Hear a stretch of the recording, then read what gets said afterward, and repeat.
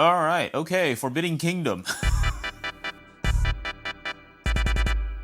Forbidden Kingdom is a 2008 film featuring Jackie Chan and Jet Li. And a few other actors, but realistically, most people will come for Jackie Chan and Jet Li. Probably Li Bingbing, but I don't know, at the time, American audiences, I don't know if they're aware of her as much as they are now. Anyhow, the story revolves around a guy named Jason, I think. I don't know. He doesn't say his name too often. Jason! But he's a guy from New York. He's raised by a single mother. Really into kung fu films. These are like the three traits that he's got. He's bullied, almost killed, and then he gets thrown into another world. Transporter, you may say. Isekai, you may say. Into a fantasy world, the Jianghu. Here he meets a wandering scholar, Liu Yang, and a performer, Sparrow. They tell Jason he's got a mission. Go and return the staff to the Monkey King, Sun Wukong. Along the way, they meet Jet Li, a monk, and eventually they run afoul of a witch, played by Li Bingbing. And finally, it leads to a climatic confrontation with the big bad, Colin Chow. Now, that seems like pretty short, right, in terms of plot summary, but Forbidden Kingdom is kind of thin in terms of plot. Like, most of it revolves around two things, right? It's world building and its fights. It's kind of an interesting beast because it feels like a halfway homage to older wuxia films, even if it feels at times a little sanitized. I remember watching this movie first when I rented it from the local convenience store, you know, the old DVD and VHS days, and I remember being really hyped to watch it. But I also remember the fight between Jackie Chan and Jet Li, and I know that I wanted to see that kind of fight happen for a long time, but when I watched it the first time, it was kind of underwhelming, and I don't know why. Now that I'm older, and I'm going back to this, I still don't know why. I do notice that they're quite chatty. Praying mantis, very good. For catching bugs, but not tigers. It doesn't help that this movie, they're constantly speaking in English, and I understand why, because it's primarily for an English audience, but like the whole English side of it feels like it hampers their acting ability in a little way. Go back to your mother and father. You're a bad child.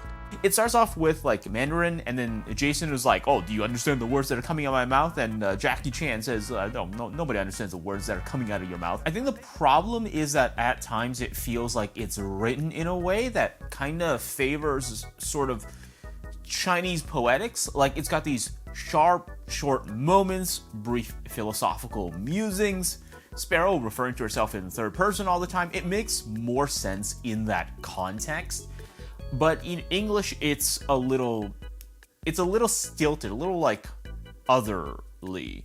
Regardless of being an American production though, it feels pretty true to a lot of like general sentiments of like wuxia films. Like, it has a pretty orthodox amount of wire work during its more fanciful moments. The spell casting and magic is pretty strict to stuff you'd see in like wuxia. It's very clear 5 elements kind of stuff. There's no fighting on the lake scene, but I guess they have to pick and choose the, you know, what pieces to set up. You know, you have to pick and choose your battles, you know, quite literally. Actually, I think that's a kind of a downside to Forbidden Kingdom. So, in a lot of martial arts films, much of the fighting happens in like regular, dirtier spaces, but like not in a derogatory way, but in that part of the interesting element. Actually, I think that's kind of a downside to Forbidden Kingdom. In a lot of martial arts films, much of the fighting happens in like regular, dirtier spaces. Not in a derogatory sense, but like in that part of the interesting element of martial arts on a thematic level is the strength of effort over lineage. The idea here is that despite bloodline, what can truly triumph is the regulatory cosmic power of the Tao. That power can rise from the lowliest places and shake the world. That's actually part of the appeal of someone like Sun Wukong, that despite being the god king of YouTube pranksters, his origins are relatively humble as far as celestial disasters born from magic rocks go. And you can see that in wuxia and jianjia alike. Like, battles often happen in very specific interstitial spaces, on the way and through nondescript streets and warehouses. There's a visual tactility of the emergence of surprising characterization from specifically lowly characters. But here, the movie feels too big and clean, and there are moments where it does feel like it's an American audience that it's specifically speaking to, you know, that it's working in a very specific American sentiment. And what I mean by that, there are moments where it's like, okay, this is a battle scene.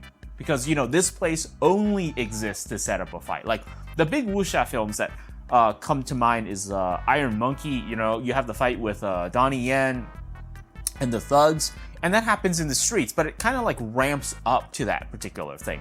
Through that fight, it leads to him getting arrested, so there's a sort of narrative thread that kind of happens. But in Forbidden Kingdom, places are specifically there for fighting. He shows up at the village, and there's a fight. They meet Sparrow at the tea house, and they fight. They go to the temple, and they fight. They're at the Plum Blossom Field, and they fight. There's moments in Forbidden Kingdom, by virtue of the distinctness of the location, it really feels like, okay, don't leave your theater seat. A fight's about to break out. There's a huge emphasis on set piece. I don't remember when I was younger if I had a problem with the protagonist being white. I think I had a problem with him being a regular person. Like, I understand it's from the perspective of someone who really likes martial arts films, and for an American audience, it's going to be people who are ostensibly like white, growing up, really into like martial arts, I guess. So there's a metaphorical power, but I think it deploys its metaphor a little half-heartedly or underwhelmingly. Like, Jason's arc doesn't feel that compelling. I know it's kind of a rock and a hard place because you don't really get that much of a feel for his character other than that he likes martial arts, but he's surprisingly ill-equipped on wuxia lore despite like his fascination with it, and he never goes like, oh, I know who the Monkey King is or something. Return the staff to who? There's no genre savviness with regards to all of this stuff that he displays, so he doesn't even have to be into martial arts. He could just be some dude. And aside from like the very end, he doesn't do too much. He's kind of led along. He's just strung along. He does the horse dance. Sparrow is also kind of a little short and a little underwhelming. It's really weird because they know who wants specific things out of this movie. They know that people want to see Jet Li and they want to see Jackie Chan fight. They want to see fights between those characters, and they want to see a few of the funny jokes, which are actually pretty Chinese. I do appreciate that they didn't go the full romance route, because I've always felt very uneasy about characters who like win the woman at the very end because of their efforts. Like, she's a prize to be won. It kind of feels a little off-putting to me.